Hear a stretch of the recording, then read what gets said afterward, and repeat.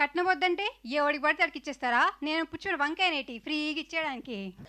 So ఈ జర్నీలో I use to అంటే కొంచెం లోస్, మేము హై లోస్ అన్నీ చూసామండి. ఎక్కువ లోసే అనుకుంటున్నాను. బట్ ఎప్పుడు లో ఫీల్ అయినా నేను I use to tell my self that నాకు కన్యాకుమారి లాంటి రోల్ వచ్చింది, నాకు ఇంకేం కావాలి లైఫ్కి అని అనిపించేది.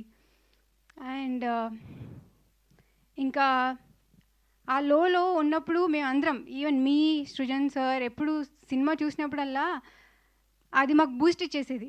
అరే మంచి సినిమా తీసాం కదా అని. ఆ లో నుంచి మమ్మల్ని బయటికి తీసుకొచ్చేసేది. సో ఎవ్రీ మంత్, కొన్ని మంత్స్కి మేము వెళ్ళి సినిమా చూసేవాళ్ళం.